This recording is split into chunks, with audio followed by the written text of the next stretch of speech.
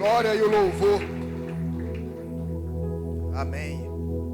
Parabéns aos pais, Dia dos Pais. Na verdade, eu sempre falo que eu sou meio invocado com essas paradas de data específicas. Para mim, a gente tem que comemorar todo dia tudo, né? Mas, já que a gente tem uma data, parabéns aos pais. É uma responsabilidade muito grande que carregamos sobre os nossos ombros, né? De poder cuidar, de poder ser exemplo, de poder ser a imagem de Cristo para os nossos filhos, para as nossas esposas, para os nossos familiares. Mas que Deus possa abençoar cada um de vocês, possa renovar as forças, a fé, a ousadia em Cristo para cumprirmos a nossa missão. Amém, queridos? Até porque a gente, quando para olhar e avaliar, muitas das pessoas que têm problemas com o Senhor são pessoas que tiveram dificuldades com seus pais na criação. Eu fui um desses. Então, normalmente, quando a pessoa tem dificuldade com o pai na sua infância, no relacionamento com o pai, tem dificuldade depois em caminhar com Deus, né? Porque ele tem dificuldade em reconhecer a figura de pai em Deus, porque a figura de pai que ele tinha como exemplo não era uma figura lá muito exemplar, né?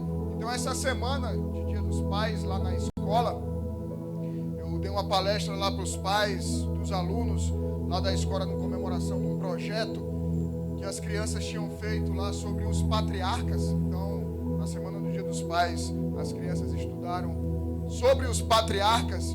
E eu falei da importância da transmissão de fé dos pais, assim como os patriarcas, Abraão, Isaac, Jacó e os demais que vieram pela frente, José e Davi, assim por diante, até chegar em nós. Então, a importância do pai na história, na vida dos filhos, na transmissão da fé. Não só na transmissão de uma cultura, não só na transmissão de torcer para um time que o pai torce, mas principalmente na transmissão da fé para os seus filhos. E nesse estudo, me preparando para palestrar para os pais na escola, eu me deparei com uma pesquisa na Suíça que me chamou a atenção, onde quando os filhos não têm o pai como base, um pai que ensine os caminhos de Jesus, um pai que frequente a igreja, um pai que ensine os caminhos do Senhor, que esteja com ele na igreja. Quando ele cresce, 2% apenas dessas crianças, quando se tornam adultas, permanecem na igreja, quando não tem uma referência de um pai que segue ao Senhor. E aí esses filhos, quando tem apenas a mãe que segue, que está na igreja, que segue a Jesus, na vida adulta apenas 12% deles permanecem na igreja. Mas quando eles têm um pai que segue ao Senhor Jesus, que caminha na igreja, que tem uma vida de verdade com Deus, 44% das crianças na vida adulta permanecem no caminho. Olha a importância de nós pais na vida dos nossos filhos. Provérbios 22:6 diz: ensine a criança no caminho em que deve andar, e ainda quando for velho, não se desviará dele. Nós temos um papel muito importante, apesar de que hoje eu não vou pregar só para os pais, é para todo mundo, tá? E aí, eu me deparo a importância que nós temos de ensinar a palavra de Deus. Ei, Patrícia, tudo bom? Bom te ver aí. A importância de ensinarmos a palavra de Deus aos nossos filhos. Não confiar apenas ao ministério infantil, que esse é um dos papéis, ou a escola, dependendo da escola. Mas o papel principal é do pai e da mãe. E essa semana eu me deparei muito orgulhoso com a nossa 05, a Rebeca. Ela tem 2 anos. E aí a tia Heloísa disse que lá na escola, ou foi no Bolinha, eu não me lembro, a tia Heloísa acho que está lá em cima, né? Perguntando, porque eles estudando sobre os patriarcas, e falou sobre José também. E aí a Rebeca, minha filha de 2 anos, a tia perguntou: Rebeca, quem jogou José lá no buraco? Que ele foi vendido pelos irmãos. E ela, comprovando que o pai está ensinando ela bem direitinho a Bíblia, ela disse que foi Golias que jogou. Golias jogou José no buraco. E aí, para onde é que ele estava caminhando? Para onde é que José estava indo? Ele disse: para a casa de Jesus. Ele está aprendendo tudo direitinho, graças a Deus. O pai dela está ensinando perfeitamente bem. Mas o papel é nosso de ensinarmos a palavra de Deus. Mas acima de tudo, de vivermos a palavra de Deus. Porque Porque eles não vão reparar naquilo que a gente fala, eles vão reparar naquilo que a gente faz. Então a gente vê aqui a importância de um pai que segue a Jesus e a importância disso na vida dos filhos. As memórias que ficarão nos momentos decisivos dos nossos filhos são os exemplos de fé, não de perfeição de um pai ou de uma mãe, porque nós não somos perfeitos. Eu falei isso para os pais da escola: tirem do ombro esse peso de querer ser perfeito, nós não somos. Eles precisam ver, inclusive, que nós somos falhos. Quantas vezes meus filhos não viram pedindo perdão a eles, pedindo perdão à pastora, porque eu fui grosso, porque eu errei, porque eu fiz alguma coisa errada. É normal lá em casa isso, eles sempre veem isso. Ou na própria igreja, se eu erro com alguém, quantas vezes eu não chamei meus filhos para ver eu pedindo desculpa para um irmão, para uma irmã, que eu agi de maneira errada. Eles vão olhar os nossos atos, não aquilo que a gente fala. Eles vão olhar o que a gente faz. Mais do que um pai e uma mãe que está dentro da igreja, eles têm que ver um homem ou uma mulher temente ao Senhor e que vivem verdadeiramente a palavra de Deus, amém? E que não são perfeitos. Vejam o exemplo de Jacó, um dos patriarcas. Ele teve os 12 filhos e um deles, José, que foi jogado por Golias lá no buraco. Não aprendam isso, pelo amor de Deus, não foi. Foram os irmãos que jogaram José e venderam ele para o Egito. E aí José lá no Egito, vocês conhecem a história, foi escravo, foi preso e etc. Até que se tornou governador do Egito conforme Deus tinha prometido. Mas lá antes de tudo isso acontecer, em Gênesis 33, Jacó, vocês lembram, Jacó roubou a primogenitura, o direito de primogenitura do seu irmão Esaú. Eles eram gêmeos e Esaú nasceu primeiro. E quem era o primogênito era Esaú. Mas aí vocês sabem do esquema que Jacó fez com a mãe dele, e ele roubou a primogenitura, o direito de primogenitura do seu irmão. Então eles ficaram brigados um bom tempo da vida deles. Esaú queria matar Jacó, queria destruir Jacó. Passaram-se os anos, e lá em Gênesis 33, a gente vê o momento do reencontro de Jacó com Esaú, onde Jacó vai e pede perdão a Esaú, e eles se reconciliam. E um dos versículos simples, não chama muita atenção, está lá, dizendo que Raquel estava com seu filho José. Então José acompanhou tudo aquilo, vendo o pai se arrepender, pedir perdão, se ajustar e reconciliar a família. Ele tinha por volta de 7 anos, uma criança. Gênesis 33, isso acontece. Gênesis 45, cerca de 23 anos depois, quando tudo acontece na vida de José, ele é injustiçado, é vendido, é escravo, é humilhado. E os planos de Deus, os projetos dele se cumprem e ele se torna governador do Egito. E aí os irmãos e o pai fogem da fome, vão para o Egito, onde José leva eles para lá. O que aquele jovem lembra, agora com cerca de 30 anos? Que ele lembra que quando ele tinha 7 anos, ele viu o pai se reconciliando com seu irmão. E o que ele faz? Traz sua família e se reconcilia com seus irmãos. Salva eles da fome, traz de volta ali para o Egito.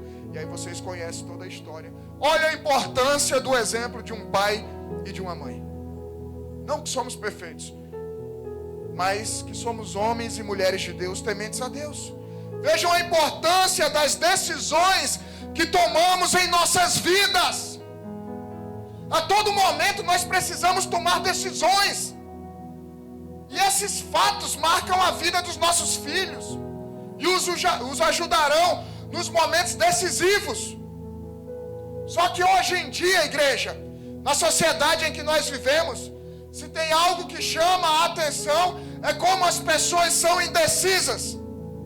Na hora de escolherem, na hora de tomar uma decisão, as pessoas estão cada vez mais indecisas, têm cada vez mais dificuldade em fazerem escolhas. São tantas opções de tudo, é tanta opção, o cara vai no iFood, é tanta coisa que o cara tem que escolher, que essa sociedade está se acostumando a ser indecisa. Muitos são levados por momentos e modismo de redes sociais e vivem como que alguém que não tem uma identidade. Essa indecisão,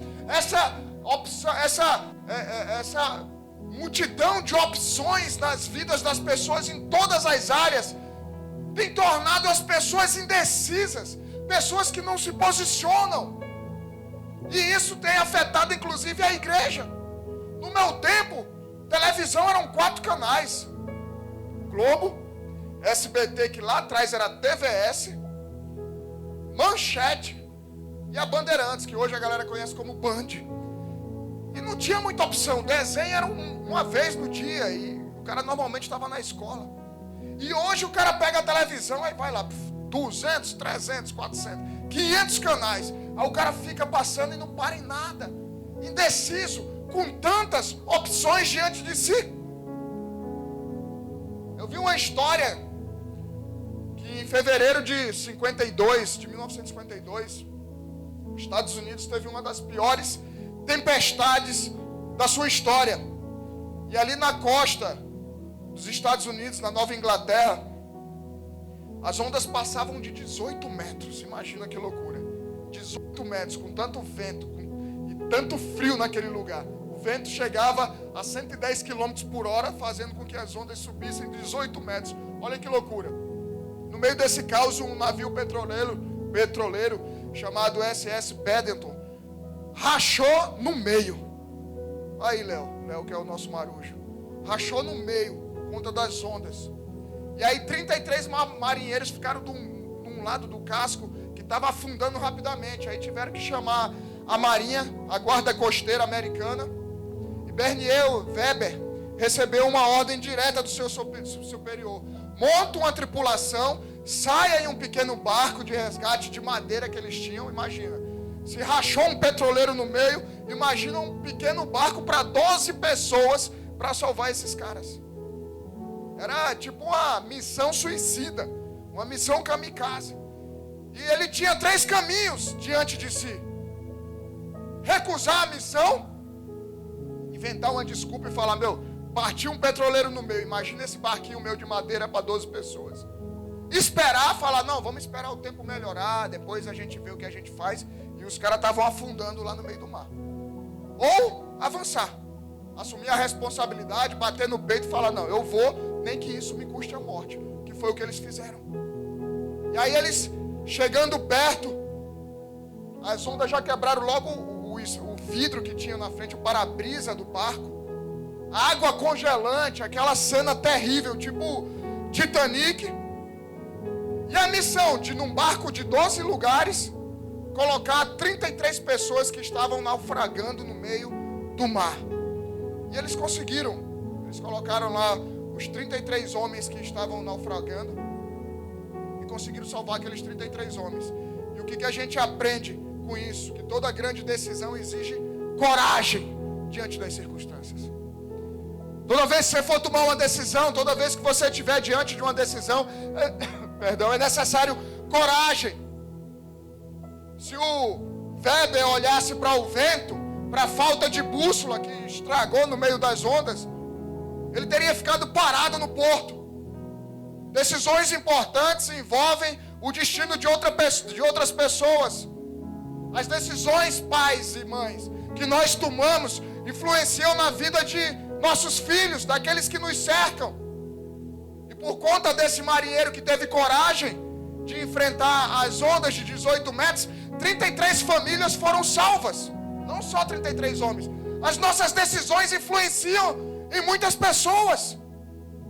Eclesiastes 11:4 diz: quem somente observa o vento nunca semeará, e o que olha para as nuvens nunca fará a colheita.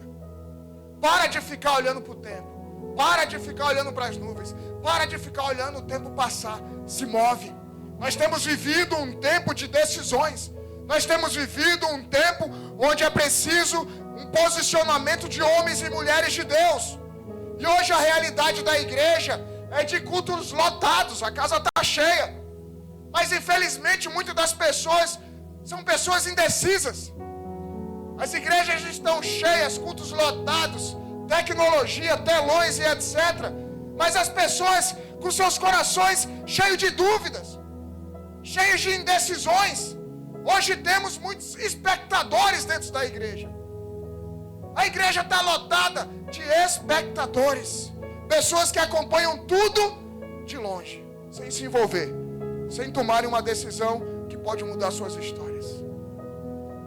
Muita gente vem para um culto e vem para o outro, e vem para o outro. E aí cada um tem a sua história. e vem para o outro, e vem para o outro, e resistindo a Deus, e Deus mandando você fazer isso, Deus mandando fazer aquilo, e largar o pecado, e entregar a tua vida a Cristo. Cara, a primeira vez que eu passei pela porta da igreja, eu falei, cara, que é o meu lugar, nunca mais eu fui a mesma pessoa. Por isso que o pecado anda reinando no meio de um povo indeciso, que não se posiciona. Por isso, muitos no nosso meio ainda estão patinando na sua fé, em sua caminhada, porque insistem em continuar em cima do muro. Não sabem o que fazer, não sabem para onde ir, não tem coragem de se posicionar e decidir, que caminho seguir. Quanta gente indecisa no nosso meio. Quantas pessoas que precisam nessa noite tomar uma decisão definitiva em suas vidas e mudar.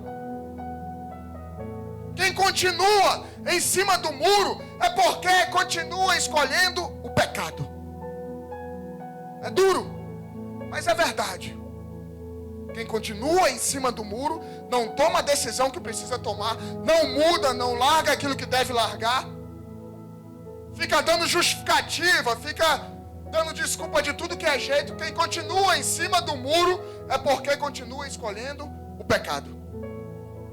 A sociedade como está hoje, e ela está como está, porque muitos dos homens e mulheres de Deus que deveriam se posicionar diante de corrupção, diante da destruição da família, continuam calados. Às vezes até apoiando os pilantras que estão destruindo a nação e as famílias. A nossa vida é feita de escolhas, amém? E a Bíblia está cheia de passagens que mostram momentos decisivos, onde homens e mulheres de Deus precisam se posicionar. Olha para quem está do teu lado, dá uma cotovelada devagar aí e fala, você precisa se posicionar. Ali por volta de 860, 855, antes de Cristo, Israel estava dividido entre Reino do Norte, que era Israel, e Reino do Sul, que era Judá. A população girava em torno de 200 mil pessoas. Nesse tempo, o Reino do Norte, Israel, tinha um rei frouxo, chamado Acabe. Um homem que se casou com uma mulher idólatra, de origem fenícia, Jezabel. Vocês ouvem falar nela até hoje. E que acabou levando Acabe para distante de Deus. E esse foi um homem, um rei em Israel, que desagradou muito a Deus, por conta da influência dessa esposa que ele arranjou. Nesse tempo de Acabe, Deus levanta como profeta para confrontar Acabe e o pecado que a nação de Israel estava enfiada. Ele levanta um profeta chamado Elias. E numa das passagens mais marcantes da Bíblia, porque esse era um período de seca em Israel, já não chovia há cerca de 3 anos em Israel.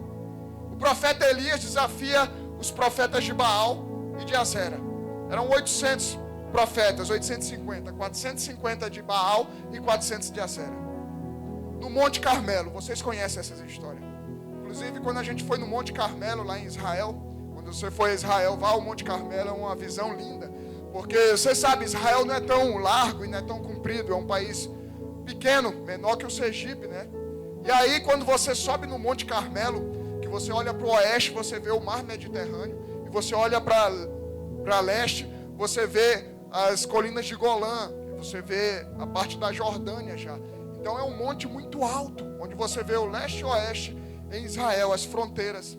E ali, o profeta Elias desafia os profetas de Baal, falou, vamos ver quem é Deus, vamos ver quem vai mandar fogo dos céus, esse é o verdadeiro Deus. E aí ele desafia os caras, ali fizeram um desafio, que o Deus que se manifestasse e mandasse fogo do céu era o verdadeiro Deus. Então os profetas de Baal, 450, começaram a bater tambor, fazer isso, fazer aquilo, dançar, dava pirueta, fazia tudo que eles tinham direito, e nada aconteceu. Até que o profeta Elias fala, tragam água, era um tempo de seca. E aí ele começou a botar 12 pedras, reconstruiu o altar que tinha lá no monte. E aí ele começa a orar e Deus manda fogo dos céus naquele lugar. Então, esse é um momento muito marcante da história. Esse é um momento muito marcante da Bíblia, que todos na maioria das vezes aqui conhecem. Mas tem uma passagem especial que muitas vezes a gente não atenta nessa história. O rei Acabe convocou todo Israel para ver ali. Eles falaram, a gente vai humilhar Elias. a gente vai humilhar Elias. Trouxe todo o povo de Israel para o Monte Carmelo. E ali diante daquele povo, eles começaram a duelar, como eu falei para vocês, entre os profetas de Baal e Elias. Eles tinham certeza que eles iam atropelar Elias, que Deus não ia fazer nada. E tem algo que o profeta Elias fala que me chamou a atenção, e é a base da palavra nessa noite que Deus, tenho certeza, vai falar ao teu coração. Abre tua Bíblia em 1 livro dos Reis, capítulo 18. 1 Reis, capítulo 18.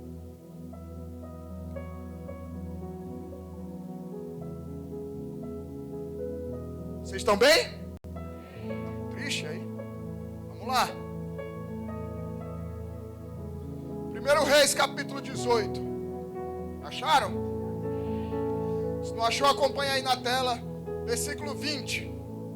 Então Acabe enviou mensageiros a todos os filhos de Israel e ajuntou os profetas no Monte Carmelo. Versículo 21. Depois Elias se aproximou de todo o povo e disse: até quando vocês ficarão pulando de um lado para o outro?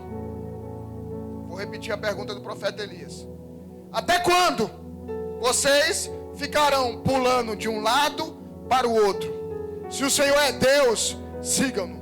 Se é Baal, sigam-no. Porém, o povo não disse uma só palavra. Deixa aí que a gente vai ler esse texto. Olha que sério que o profeta Elias diz diante do povo de Deus. Ele não disse isso para pessoas que não conheciam a Deus. Ele não disse isso na Jordânia. Ele não disse isso na Arábia. Ele não disse isso no Afeganistão. Ele disse isso para o povo de Israel.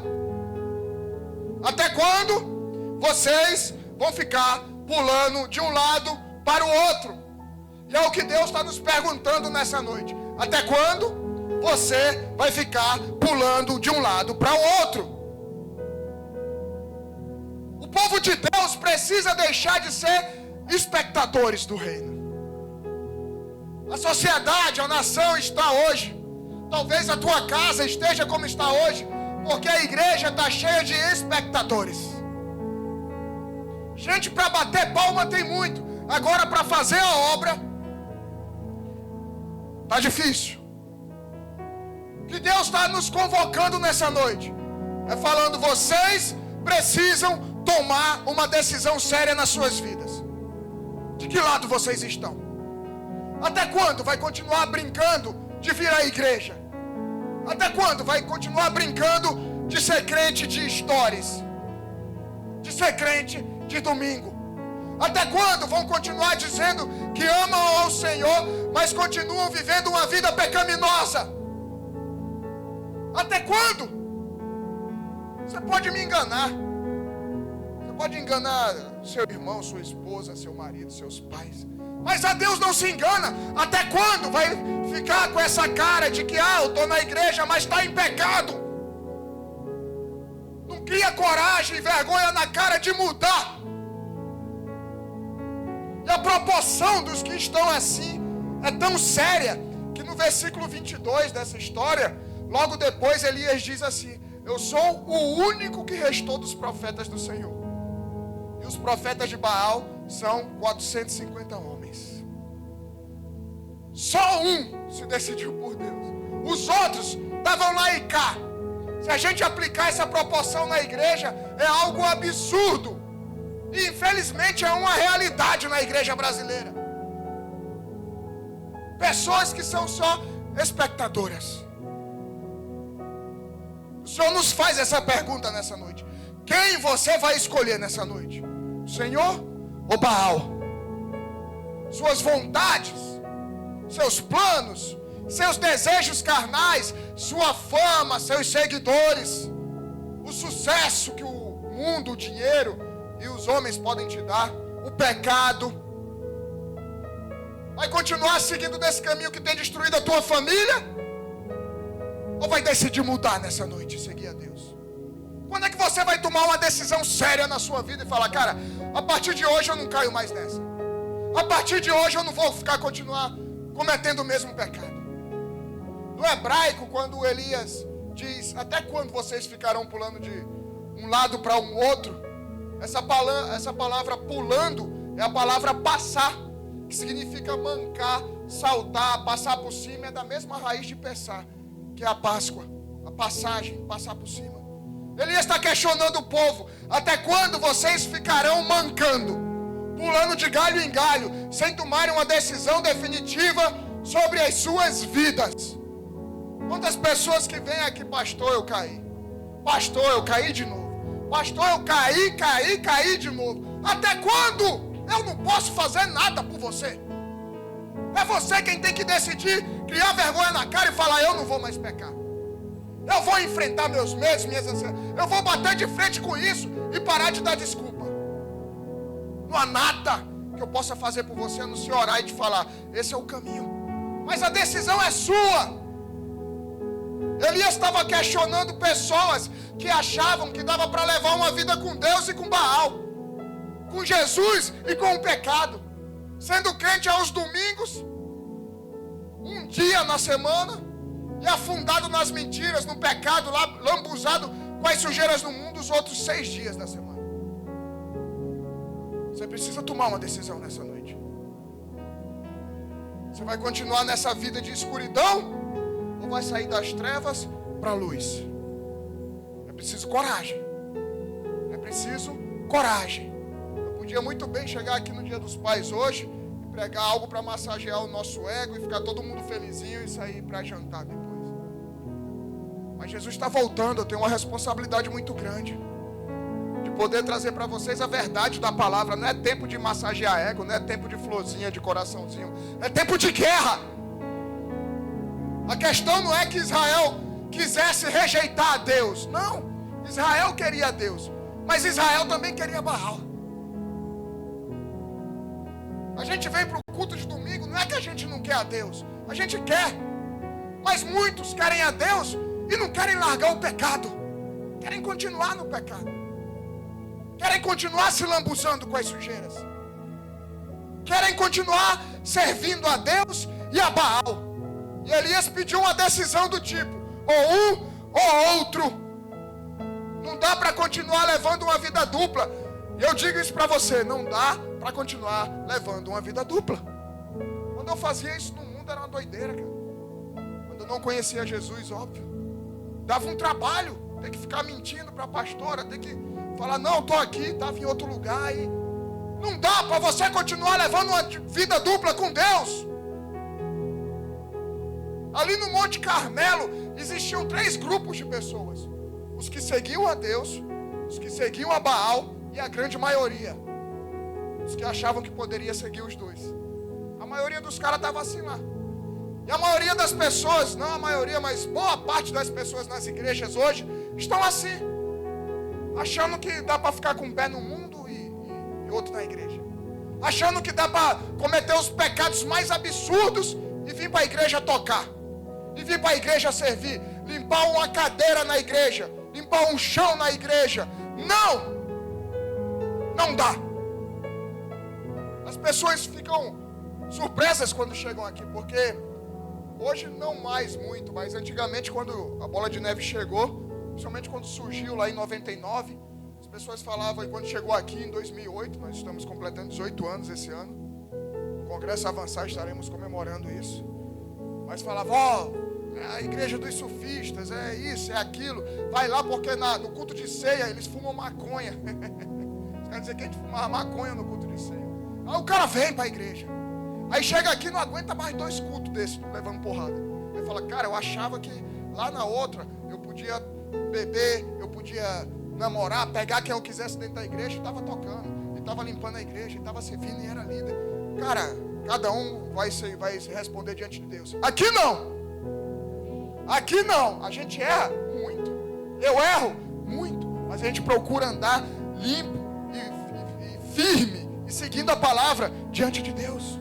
Errou, se conserta. E ali no Monte Carmelo a maioria da galera era assim, achava que dava para levar a vida dupla. Eu lamento, se você chegou aqui pensando isso, você quebrou a cara. Ou a gente é um homem ou uma mulher de Deus, ou não é. Existe meio grávida. Pô, é que tá grávida? Não sei, eu tô meio grávida. Não existe meio crente. Ou é ou não é. Jesus deu um aviso semelhante lá no Sermão da Montanha. Mateus 6:24, ele diz assim: ninguém pode servir a dois senhores, porque ou há de odiar um e amar o outro, ou se dedicará a um e desprezará o outro. Não podeis servir a Deus e as riquezas. Quando você se dedica ao pecado, você vai desprezar a Deus naturalmente. É óbvio. Ah, mas eu estou vindo ao culto com coração de desprezo com Deus. Spurgeon dizia que as pessoas têm dificuldade em decidir em suas opiniões, pois na verdade estão indecisas, não é em relação às suas opiniões, mas em relação às suas práticas. Não querem largar o pecado. O pecado não é ruim não. Para a carne é maravilhoso, mas te mata, te afasta de Deus. Estão preocupados com o que vão pensar sobre você. Em alguns casos falta vergonha na cara mesmo para soltar o pecado, para largar o pecado. E qual foi a resposta do povo diante de tudo isso para o profeta Elias? 1 Reis 18:21, a parte B. Porém, o povo não disse uma só palavra. O profeta desceu a pancada. O profeta desceu o cajado. E os caras fizeram o quê? Ficaram calados. O silêncio, o não escolher para Deus, ou rejeitar a Deus, vir aqui no culto após culto, ouvir e ler a palavra de Deus, sem mudança alguma na sua vida, não é ficar indeciso, é escolher o outro lado mesmo, é decidir rejeitar a Deus mesmo. O silêncio desse povo é uma rejeição a Deus. Então cada vez que você vem ao culto, é confrontado com a palavra de Deus, ouve a palavra de Deus, lê a palavra de Deus, vê que está em pecado e não muda, não é que você está indeciso que caminho seguir. Não estou entre Baal e Deus. Não, você já escolheu o pecado. Não é que você está escolhendo por Deus, você já escolheu o pecado. Tiago 4,17 diz: portanto, aquele que sabe que deve fazer o bem e não o faz, nisso está pecando. Se você se mantém em silêncio ou indeciso, a indecisão está do lado do diabo, está do lado do pecado. Com Deus não há indecisão, com Deus há posicionamento. Pouco antes do povo de Israel entrar finalmente na terra prometida e viver os planos de Deus, eles precisavam fazer uma escolha.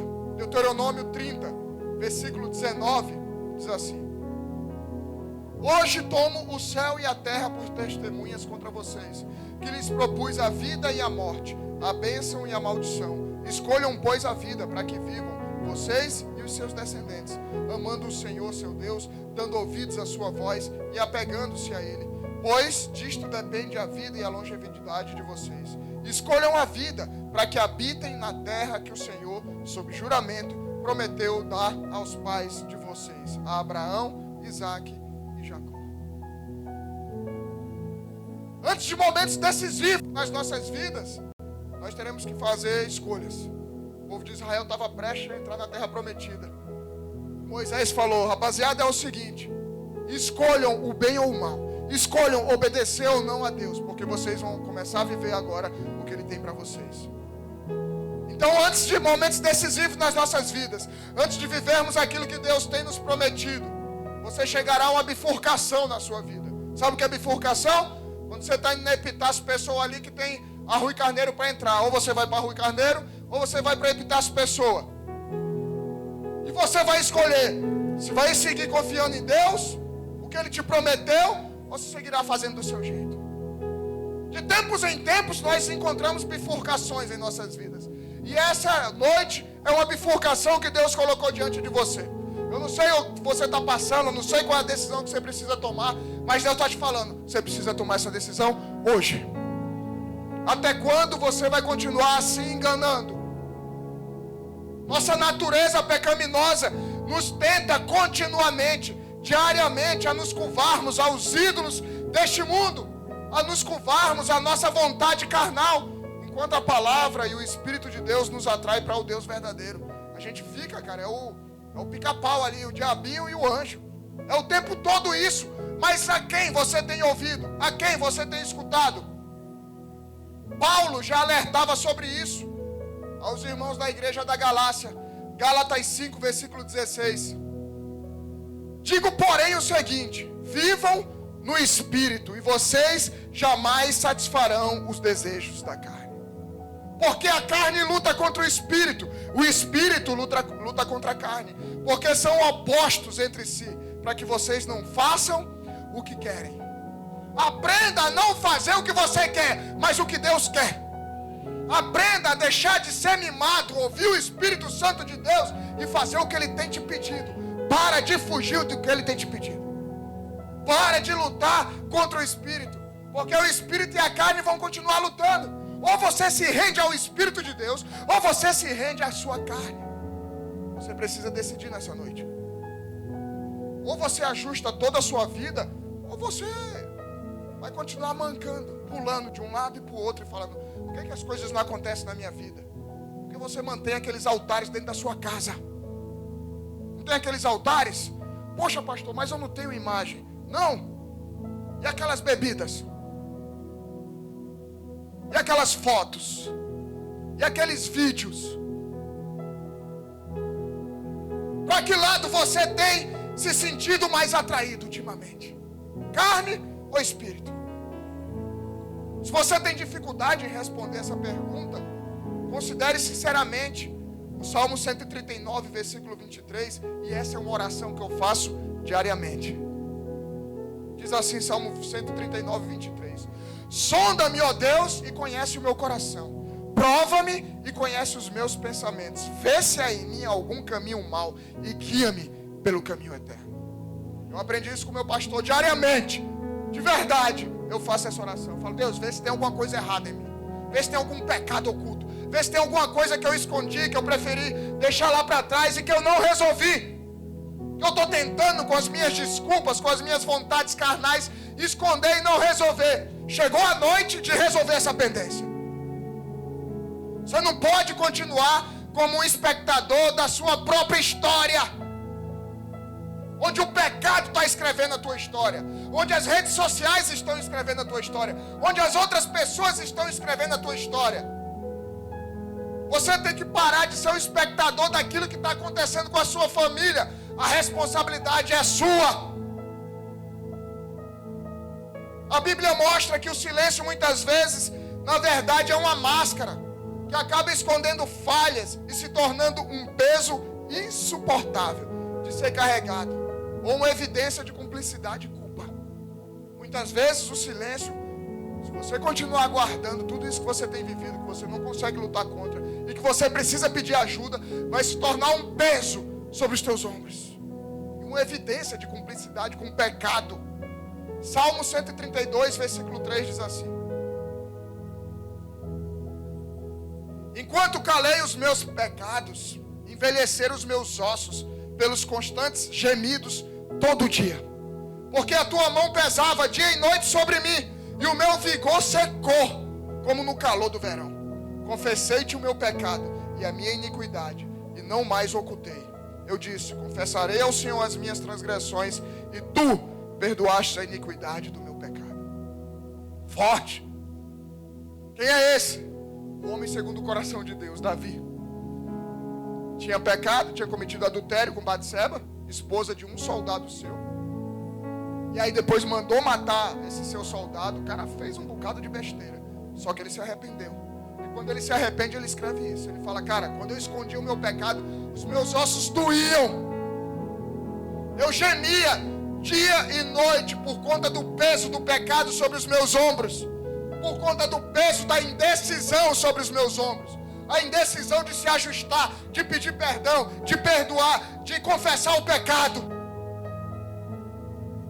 Mas ele fala também que quando ele se ajusta, quando ele faz a decisão de seguir a Deus e não a Baal, quando ele confessa ao Senhor as transgressões, aquele peso sai dos seus ombros e o Senhor perdoa a sua iniquidade.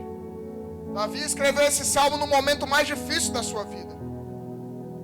E é como se os ossos que envelhecessem por dentro de nós, em constantes gemidos, quando a gente deita a cabeça no travesseiro, Esses ossos gemendo dentro dele é quando você deita a cabeça no teu travesseiro e só você sabe os pensamentos, as lágrimas escorrendo no teu olho.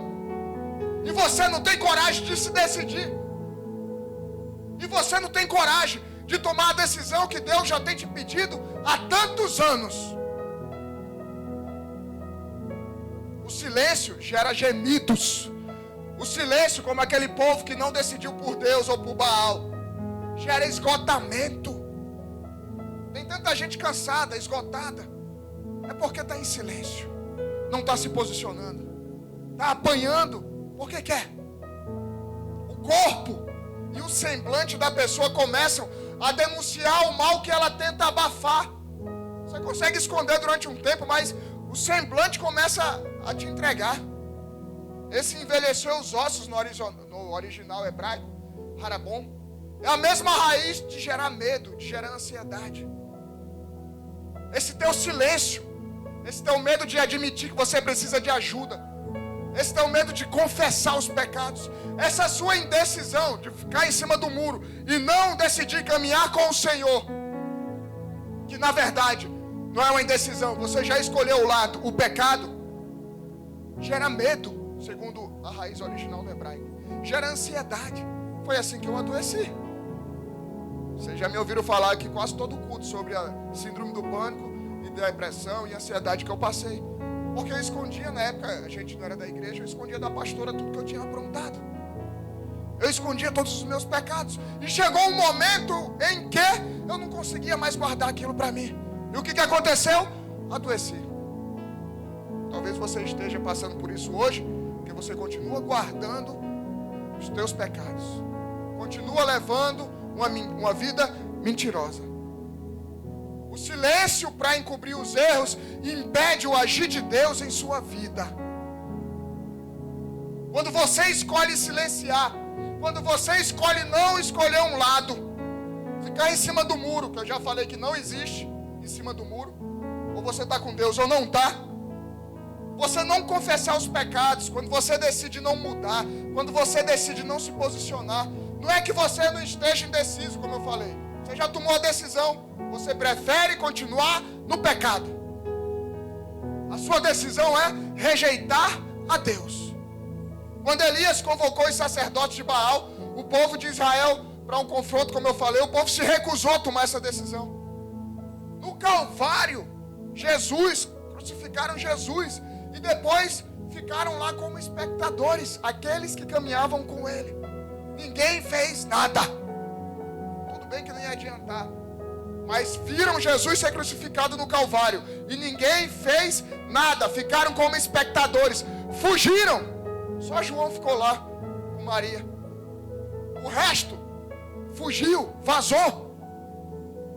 Até Jesus morrer na cruz. Ficaram todos como espectadores, só olhando. Seja no Carmelo, seja no Calvário, mostramos aqui que a indecisão, a falta de posicionamento, foi o pecado de Israel naquele tempo. E tem sido o pecado de muitos na igreja hoje em dia. Infelizmente hoje a igreja parece mais uma nação de espectadores não posicionados e acomodados. Uma geração de arquibancada no estádio. Espectadores de um espetáculo em casa, assistindo pela televisão. Eu sou doido para começar a tirar transmissão ao vivo. Para voltar, eu sei que abençoa muita gente, muitos não podem vir. Mas muita gente se acomoda. Eu sou de um tempo onde o estádio era geral. Hoje é todo mundo. Cara, eu fui no Maracanã ano passado. Levei meu filho Davi, retrasado, sei lá. Ano passado. Aí levei meu filho Davi para assistir o jogo no Maracanã.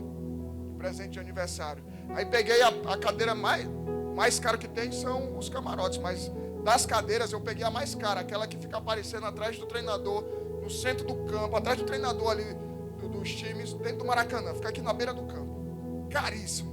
Meu irmão, o cara entra lá no Maracanã. Hoje parece um shopping essa área. Tem comida à vontade, tudo de graça, entre aspas, porque a gente pagou caro para entrar. Os banheiros, bicho, mais limpo que o do shopping. Aí o cara vai aqui no Almedão, aquela doideira, né? Cara, o estádio é a coisa mais linda, essa área. Só que aí a gente fica lá, né? Que é aquela parte que fica ali atrás dos treinadores. Mas não pode ficar de pé. Fica um bocado de gente orientando lá, os caras que trabalham no Maracanã. O cara fica de pé para gritar, para comemorar gol ou para esculhambar com alguém. Aí os caras, senta. Não pode ficar de pé. No tempo que a gente comemorava, brincava, rasgava a camisa, jogava laranja, né, Russo, lá no Almedão, né, Major? E a gente jogava laranja, fora os sacos com outros líquidos dentro. E hoje não pode nem ficar de pé no estádio.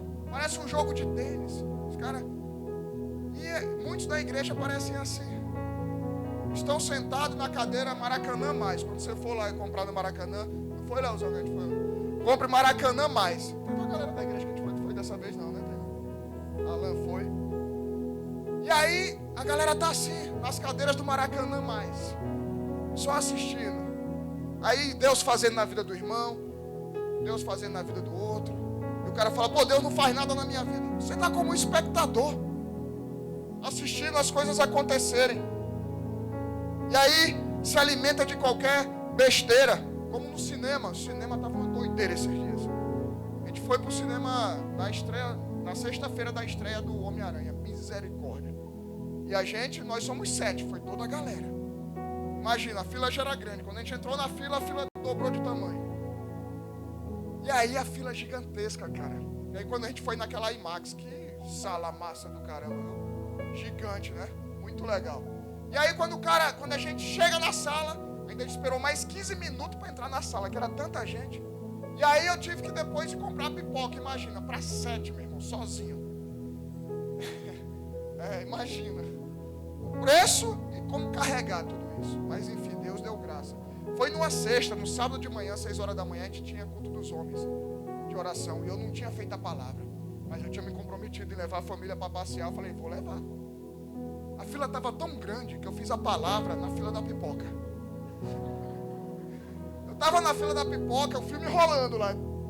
15 horas e 20 minutos de filme, mais ou menos.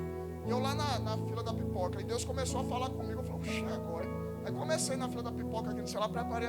Cara, gigante, um bocado de gente. E cara, as pipocas, tome pipoca, aquele negócio é bom demais. Só que tem muita gente como quem está assistindo o Odisseia e o Homem-Aranha. Um baldão de pipoca dentro da igreja, espiritual. E aí, pá, comendo e assistindo tudo acontecendo. Comendo lá, pipoca doce, pipoca salgada. Pá. Tem uma pipoca com cheetos. Meu, é muita porcaria, mas é bom. E aí comendo. Tem muita gente que está na igreja assim, comendo a pipoca com cheetos lá. Pá. E o filme passando, e as coisas acontecendo. E a vida do cara não muda na igreja. E aí o cara se satisfaz com aquela pipoca que sacia a fome dele naquele momento, enquanto ele está curtindo a paisagem. E acaba o filme, ele volta para a realidade dele. Acaba o culto, passa pela porta, o cara cai na real e fala, cara, minha vida não está mudando em nada. Porque você está se satisfazendo com a sua pipoquinha lá durante o filme. Está só como espectador. Quando Deus tem algo mais robusto para você. Quando Ele quer te alimentar com algo que vai transformar a tua vida e a tua história. Mas você precisa se decidir. Havia 7.000 em Israel que não se curvaram a Baal. 1 Reis 19, 18 fala isso. E havia do outro lado 450 profetas de Baal. Podiam ser contados, mas o povo de Deus ficou calado e não se comprometeu. Não se declararam. Eram espectadores, observadores. Muitos cristãos estão na arquibancada quando deveriam estar dentro de campo. Muitos estão confortáveis em seus egos, preocupados com seu próprio umbigo, assistindo a batalha e querendo colher os despojos daqueles que estão guerreando no meio da guerra, quando na verdade deveriam já estar na linha de frente de batalha. Muitos nos cultos são apenas espectadores, ótimos observadores. Está quente, o ar-condicionado está quebrado. Isso não presta. Está faltando a TV ali. O pastor olha o versículo. Ixi, a parede está descascando. Misericórdia. O pastor demora, fala demais, grita. Só fala do Flamengo. Sou palmeirense, vamos embora. O cara só sabe reclamar, só sabe observar. São espectadores. Mateus 12:30 diz: quem não é por mim, é contra mim. Quem comigo não ajunta, espalha. É muito sério. É muito sério. não seja só um espectador. Não podemos nos omitir e ficarmos sem responder ao chamado de Deus nessa noite. De que lado você vai ficar? Como é que você vai se posicionar? 2 Timóteo 2,19 diz: o Senhor conhece os que lhe pertencem. O Senhor conhece os que lhe pertencem. Mas Ele quer e espera que nos levantemos, que façamos a nossa parte, que nos posicionemos. A igreja dos tempos modernos se tornou um púlpito profissional financiado por espectadores indecisos que nunca se posicionam. E aí os pastores que se acostumam com isso ficam alisando, passando a mão na cabeça para que as portas continuem abertas e os espectadores continuem sustentando o espetáculo. Isso aqui não é um espetáculo, não. Se você veio aqui atrás de espetáculo, quebrou a cara. Aqui nós estamos procurando viver a palavra na sua essência. É uma igreja cheia de pecadores querendo viver uma vida limpa diante de Deus, a começar pelo pastor. Tudo hoje é voltado para o espetáculo, para o entretenimento, que não envolve compromisso algum. A maior dificuldade hoje nas igrejas é as pessoas servirem. E aí você pode chamar do jeito que for, eu só não chamo de voluntário. Respeito quem chama.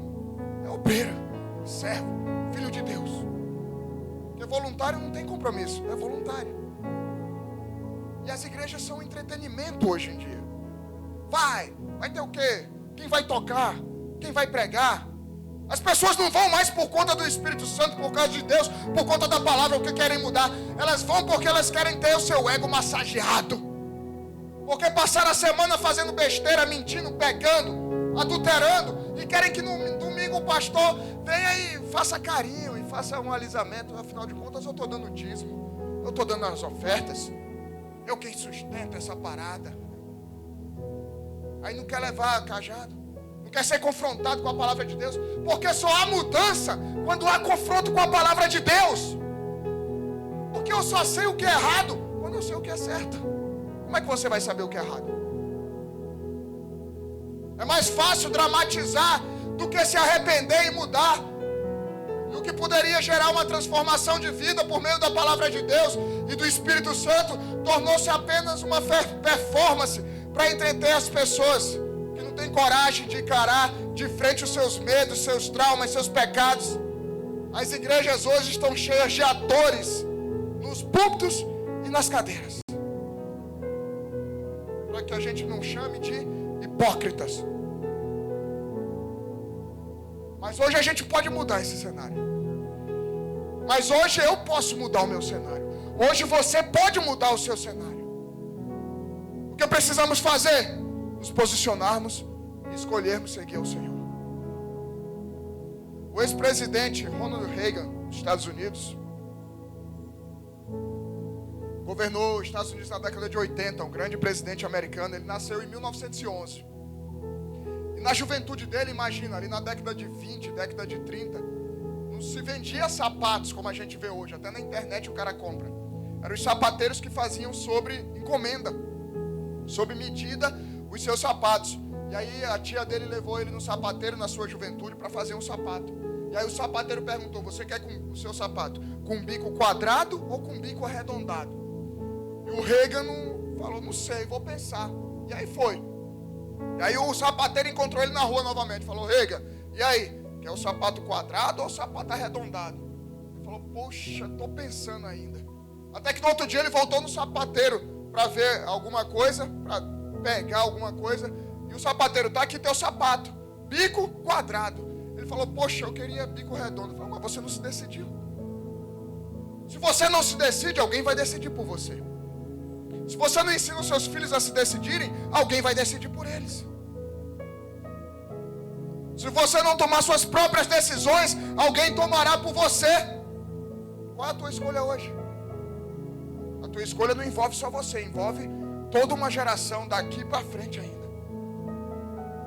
4 coisas que Deus não aceita e espera que você se posicione nessa noite. Ele não aceita a hipocrisia. Lucas 6,46. Porque vocês me chamam Senhor, Senhor, e não fazem o que eu mando. Hipócritas. O Senhor não quer que sejamos hipócritas. Ah, mas eu sou crente, eu vou no culto e posto uma história e na segunda-feira está desfazendo tudo lá no trabalho. Outra coisa que Deus odeia, que Ele não quer, e que Ele não aceita de nós, que Ele espera um posicionamento, falta de convicção. Nós temos que ter convicção daquilo que nós queremos para a nossa vida. Lucas 9:59 diz: a outro Jesus disse, siga-me. Mas ele respondeu, Senhor, deixe-me ir primeiro sepultar o meu pai. Mas Jesus insistiu, deixe que os mortos sepultem os seus mortos. Você, porém, vai e anuncia o reino de Deus. Outro lhe disse, Senhor, quero segui-lo, mas permita que antes disso eu me despeça das pessoas da minha casa. E Jesus lhe respondeu, ninguém que põe a mão no arado e olha para trás é apto para o reino de Deus. Falta de convicção. É o cara que fica em cima do muro. É o cara que decidiu pelo pecado. Você precisa ter convicção, falar, cara, eu quero mudar de vida. Dou o que for. Eu fui alcoólatra a minha vida toda, até os 28 anos. E as pessoas falavam, alcoólatra tem que fazer o tratamento, tem que fazer. Em alguns casos vai ter realmente. Ou dependente químico de outras drogas. A minha dependência química da droga era o álcool. Mas um dia, 3 de dezembro de 2008, eu botei um copo assim, lá na feirinha eu tava. Nunca mais eu tomo essa porcaria que estava destruindo a minha vida e a minha família. Nunca mais. Você precisa tomar uma decisão, ter uma convicção daquilo que você quer para a tua vida. Quer que a tua família continue desse jeito? Quer que a tua vida continue desse jeito? Ah, mas eu não consigo, é difícil. É difícil mesmo. É difícil mesmo. Mas não é na nossa força, é na força de Deus. Outra coisa que Deus não aceita e espera que mude na gente é a indecisão. Tiago 1,6. Peça, porém, com fé e nada duvidando, pois o que duvida é semelhante à onda do mar, impelida e agitada pelo vento. Que uma pessoa dessas não pense que alcançará do Senhor alguma coisa, sendo indecisa e inconstante em todos os seus caminhos. É muito sério. Olha o que a palavra de Deus diz, que você que é indeciso, que não sabe o que quer, não espere nada do Senhor. Amém? Está indeciso, não sabe o que quer? Então não espere nada do Senhor. Mornidão é outra coisa que Deus não quer. Apocalipse 3,15. Conheço as obras que você realiza, que você não é nem frio nem quente. Quem dera você fosse frio ou quente. Assim, porque você é morno e não é nem quente nem frio, estou a ponto de vomitar da minha boca. O morno é o que está em cima do muro. Nem lá nem cá, quer viver dos dois lados. Deus fala, eu te vomito. Estamos diante de dois sistemas aos quais precisamos nos posicionar. Estamos diante de duas portas que nós precisamos escolher. Um sistema vem de Deus e se baseia na sua graça. O outro vem da humanidade e se baseia na conquista humana. Um é inteiramente fruto da graça soberana e é abraçado pela fé, simplesmente. O outro é inteiramente fruto das obras humanas e realizado pela carne. Um brota num coração sincero e humilhado diante de Deus. O outro da hipocrisia exterior. Qual que você escolhe? A indecisão se torna um pecado e acarreta consequências sobre você e sua família. Se você decidir pescar, ótimo. Ou se você desistir, ótimo também. Mas se decidir não fazer nada, não vai ter peixe para o jantar. Um pastor americano, Harvey Cox, ele é professor de Harvard, teólogo, escritor, ele disse assim: não decidir é decidir não fazer nada. E aí não espere que eu faça algo por você. Um dos nossos maiores problemas hoje na igreja é que muitos nunca se decidiram de fato a seguir a Jesus. Não estou falando de pessoas que vieram a primeira vez hoje, eu estou dizendo de pessoas que caminham há um tempo. Estão aqui, mas ao mesmo tempo não estão. São como o personagem do Peregrino no livro, que olha sempre para os dois lados. Ele tenta manter um olho nas coisas celestiais e o outro olho nas vantagens do mundo. E por tentar agradar a Deus e o mundo ao mesmo tempo, ele não consegue caminhar em linha reta pelo caminho estreito. Depois leia o Peregrino. Ou parece como a mulher de Ló saindo, sendo salva e olhando para trás para Sodoma ainda com saudade. Ou como na Guerra Civil Americana. A Guerra Civil Americana é muito interessante. Que foi a Guerra da Independência dos Estados Unidos. Lá em 1861 começou. E aí era o norte contra o sul nos Estados Unidos. O norte eles usavam na guerra um uniforme azul escuro.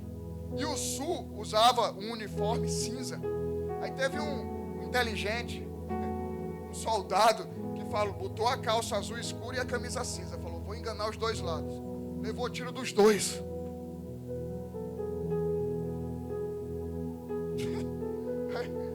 Vendo aí? Vontade de dar uma pisa depois, né? Como a gente falou no início do culto, a importância do pai na vida de um filho, da família, do sacerdote do lar, ser o exemplo para a sua família e se posicionar em seguir a Jesus. Josué fala sobre isso, Josué 24:15. O louvor já pode se colocar aqui.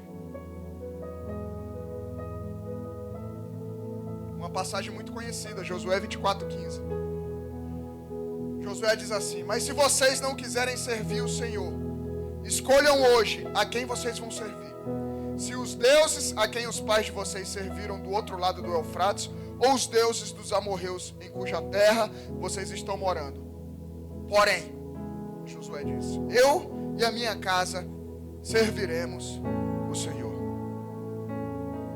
Eles já tinham vencido aqui cerca de 4 guerras.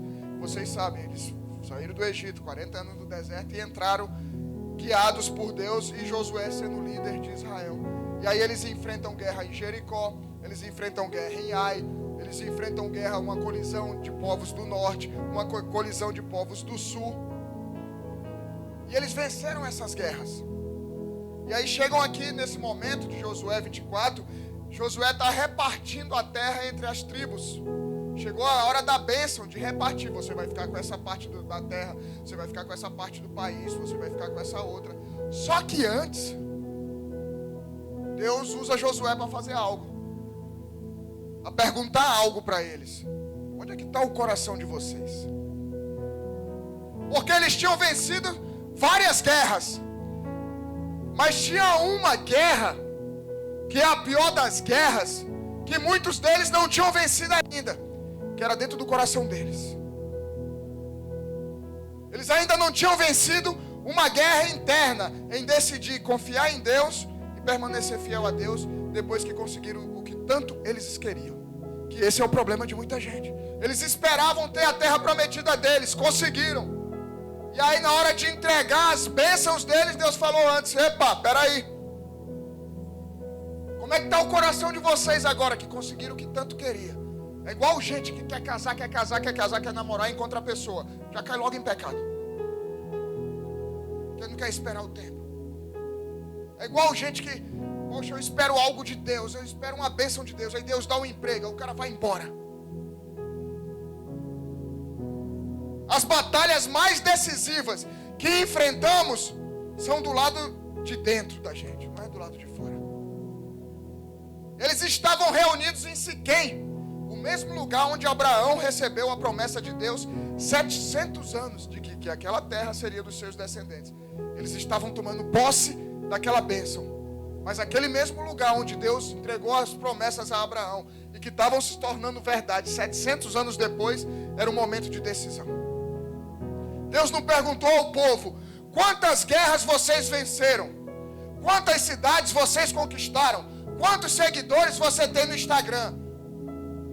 Deus, através de Josué, não perguntou isso. Ele falou: agora que vocês conquistaram o que vocês tanto sonhavam, a quem vocês vão continuar servindo? Toda conquista perde o sentido quando o coração permanece dividido entre aquilo que você ganhou e continuar fiel a Deus. Eles estavam dividindo as terras conquistadas entre eles, mas antes de entregar a terra ao seu povo, Deus queria o coração deles. Por isso que muitas vezes você não recebe aquilo que você tanto tem esperado de Deus, porque antes de te dar algo, Ele quer o teu coração. É o que mais importa. Se Ele tem o teu coração, você tem tudo. Porque a maior vitória nunca foi conquistar cidades, nunca foi comprar um carro, nunca foi comprar um apartamento, nunca foi casar. A maior conquista que podemos ter é permanecermos fiel ao Senhor. Josué decidiu. Depois de tudo que ele viu, ele podia falar: eu sou desenrolado. Eu sou desenrolado. Ganhei a terra prometida que todo mundo esperava. Em vez de falar isso, ele falou: eu e a minha família, sei vocês, mas eu e a minha família serviremos ao Senhor. Todos nós somos servos. Nossa decisão, como Josué destacou, não é se serviremos, mas a quem serviremos. Porque servir, nós vamos servir a muita gente. Servir, nós vamos servir de qualquer jeito, independente do lado que você escolher. A questão é a quem você vai servir. A verdadeira liberdade encontra-se na submissão a Cristo. A escolha mais fácil raramente é a escolha certa. A gente prefere a porta larga, o caminho espaçoso. Mateus 7,13 diz: entre pela porta estreita, porque larga é a porta e espaçosa é o caminho que conduz para a perdição. E são muitos que entram por ela. Estreita é a porta e apertada é o caminho que conduz para a vida. E são poucos os que o encontram. Escolher estar do lado de Jesus é reconhecê-lo como nosso Rei, como nosso Salvador. É prestar-lhe reverência, obediência, amor, devoção. É abandonar os refúgios e recursos em nossas próprias obras e caminhos. E lutar para que o coração, a mente, a vida sejam assimiladas à vontade e o caráter de Jesus. É isso que o nosso Salvador espera e pede a cada um de nós.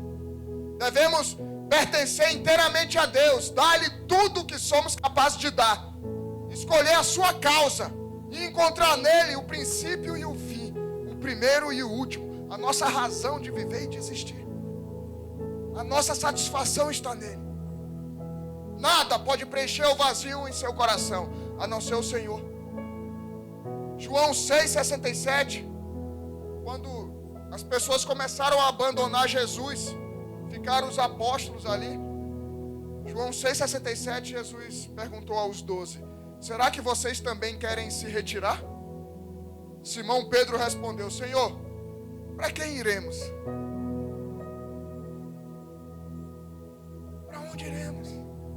Se só tu tens as palavras de vida eterna. Para onde nós iremos? Para onde eu vou? Para onde você vai? Só Jesus tem as palavras de vida eterna. E ele continua: e nós temos crido e conhecido que o Senhor é o Santo de Deus. Todos estavam abandonando Jesus. Mas nessa noite ele pede para você tomar uma decisão. É uma palavra dura de um pai que nos ama. Para onde eu vou? Eu sei de onde Jesus me tirou, cara. Eu sei a vida que eu levava. Eu sei o que essa mulher passou.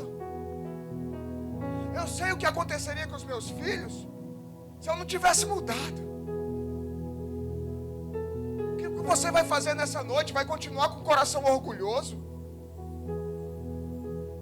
Você já fez essa escolha tão importante na tua vida? Você já confiou no Senhor Jesus Cristo como teu Senhor e teu Salvador? Se não, faça isso nessa noite, agora mesmo. Lembre-se, a escolha é sua. E esse é o momento de escolher o Senhor. Porque amanhã pode ser tarde demais. Feche os teus olhos, curva a tua cabeça.